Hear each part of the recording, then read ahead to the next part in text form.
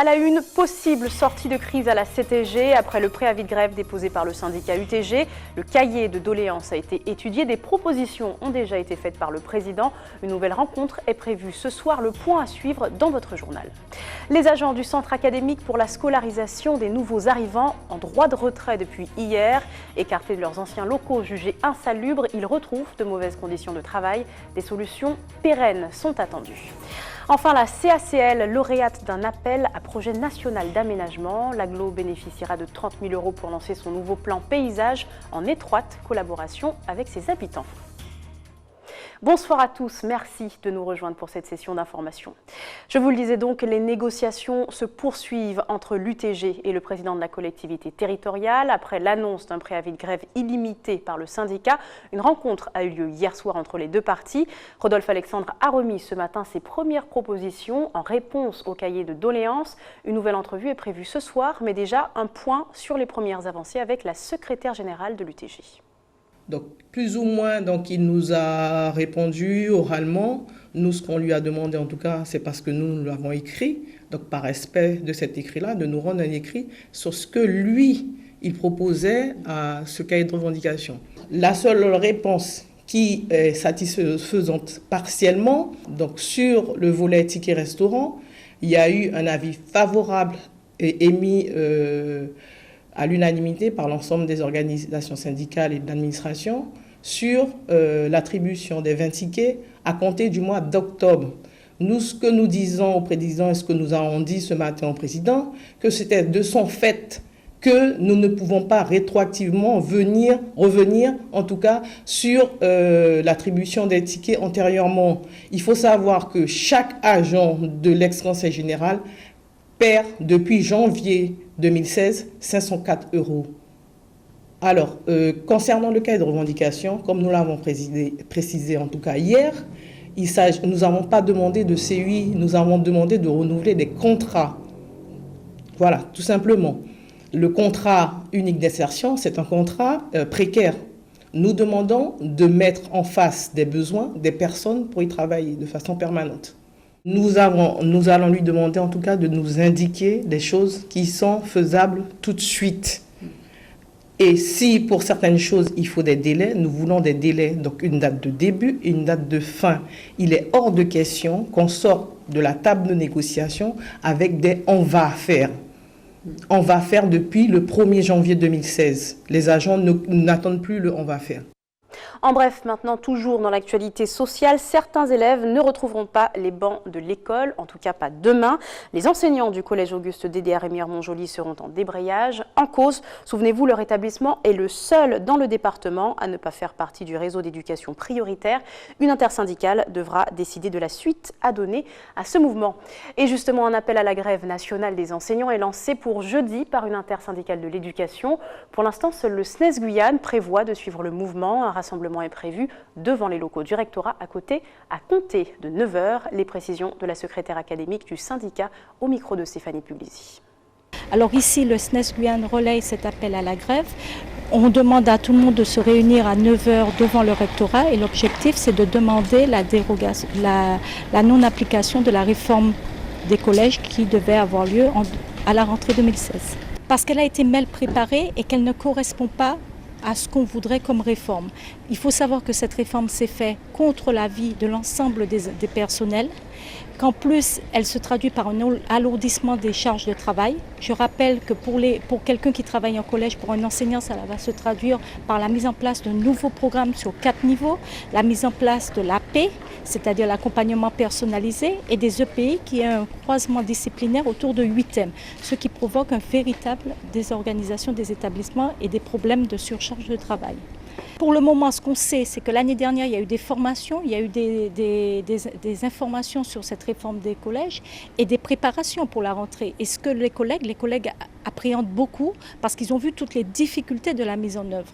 Mais plus globalement, nous, ce qu'on craint dans cette réforme, c'est une autonomie plus grande et l'accentuation des inégalités entre les établissements.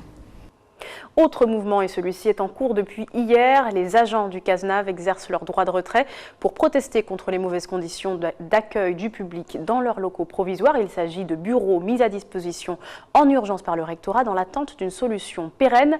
On écoute un salarié du CASNAV et une représentante syndicale au micro de Kerwin Alcide. Alors le droit de retrait a été exercé sur place dans les locaux République hier matin. Parce qu'alors que les personnels s'y rendaient justement pour les visiter et souhaitaient aussi le passage de l'inspecteur santé-sécurité, ils se sont trouvés face à 200 familles et des représentants de l'administration qui les ont réellement intimidés et menacés. Donc on ne peut pas installer un service dans des conditions pareilles. Locaux qui se trouvent avoir été évacués, des personnels du CNED qui étaient là n'ont pas été visités par l'inspectrice hygiène et sécurité du rectorat. Et donc en attendant cette visite, les personnels du CASNAV se sont mis en droit de retrait et ont signalé à l'administration qu'ils attendaient des réponses écrites et non pas des engagements oraux, car aujourd'hui nous ne pouvons plus, après tout ce qui s'est passé, tolérer être traité d'une manière complètement ahurissante, et on trouve que le personnel du CASNAV sont traités exactement comme les étrangers sont traités en Guyane, c'est de la pire des manières. Les personnels acceptent de recevoir les parents très naturellement au rectorat.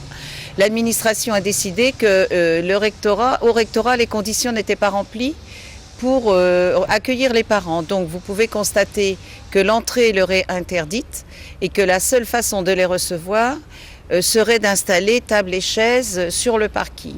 Jeudi, 300 dossiers ont été récupérés, vendredi 200, hier certainement encore un nombre important, et qu'on peut supposer que vu la crise migratoire dont que le préfet reconnaît lui-même, la fréquentation n'est pas prête à chuter. Nous prenons à présent la direction de Saint-Pierre en Martinique, où les riverains d'une distillerie sont menacés d'expulsion. Les parcelles de terre qu'ils occupent depuis déjà plusieurs années appartiennent à l'industrie, mais l'ancien propriétaire les y avait autorisés. Aujourd'hui, les héritiers reviennent sur cette décision. Explication Guy-Raphaël René. Ancien employé de l'habitation de Paz, tout comme ses parents auparavant, Victorin est l'héritier de cette maison qu'il occupe maintenant depuis près de 40 ans. Et avant il est mort, il a dit qu'il y a quelques papiers, puis il a dit si tu as pareil, il a dit papier, et puis il a couru de nous. On passe pour qui ça, pour gérer des bagages, mais nous ne pouvons pas partir. À l'instar de Victorin, d'autres familles occupent la parcelle depuis plusieurs générations.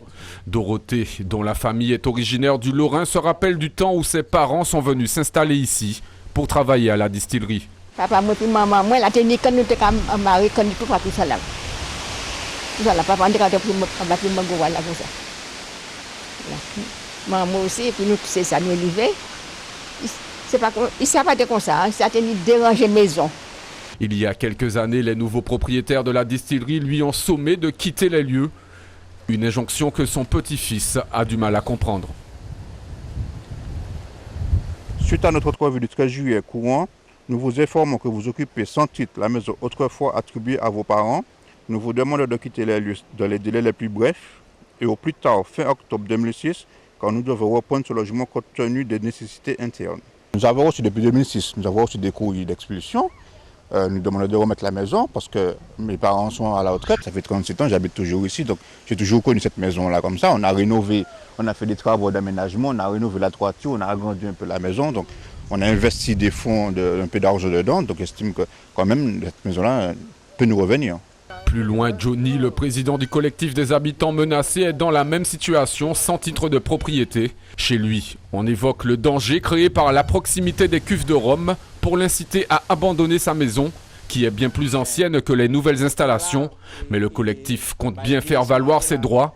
Il s'est rapproché d'un avocat qui s'occupe dorénavant du dossier. L'avocat a pensé que nous dit plein droit nous, parce que même si papa nous, maman nous, nous des gens qui arrière-grand-papa il a vécu ça, c'est que ça a représenté, considérer bien nous. Ça c'est à nous. Et nous-mêmes, c'est ça nous le montrons aussi, que ça vraiment c'est à nous. Parce que c'est l'avocat même qui a que à ce ça qui est allé à une des bagailles qui n'est pas normale. Donc, je pense qu'il a qu'à chercher, mais après nous aider. En tout, 6 familles sont concernées par ce litige entre privés.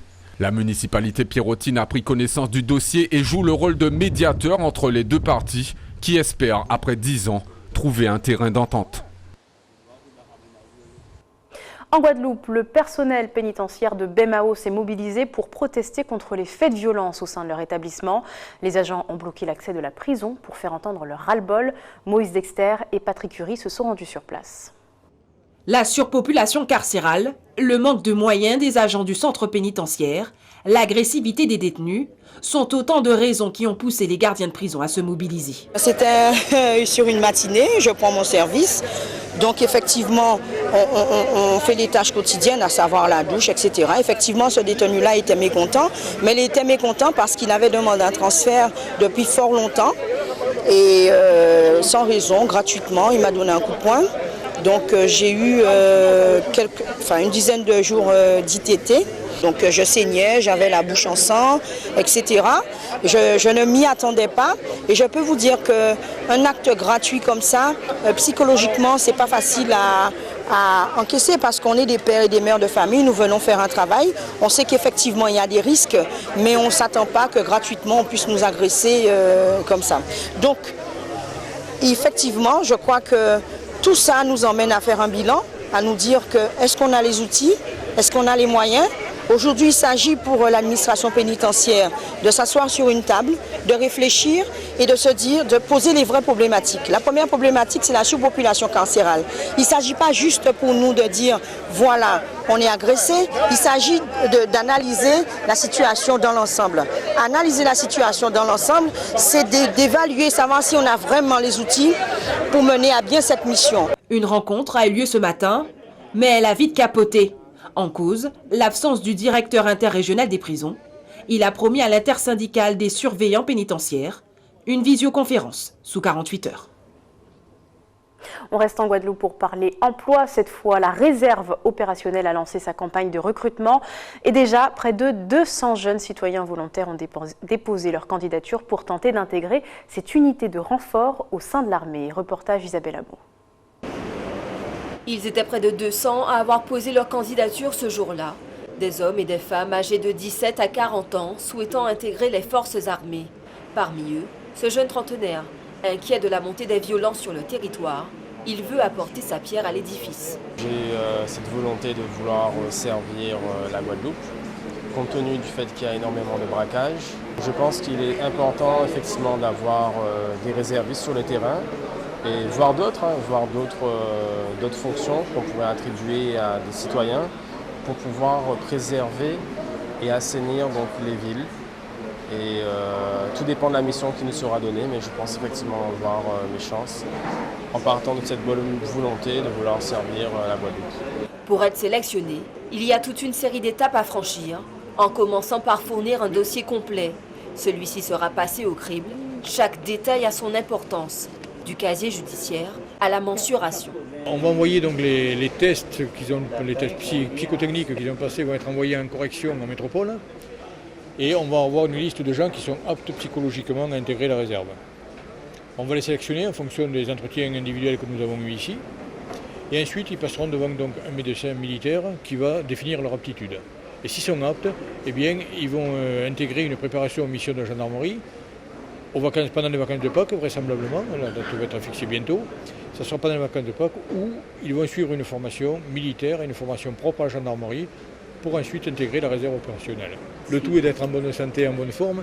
Après, il y a une visite médicale et il y a un médecin qui peut décider, en cas de problème physique grave, de mettre un candidat inapte. À terme, les candidats deviendront des agents de police judiciaire adjoints, comme Lisa. Cela fait 2 ans qu'elle est réserviste après une préparation militaire à la gendarmerie.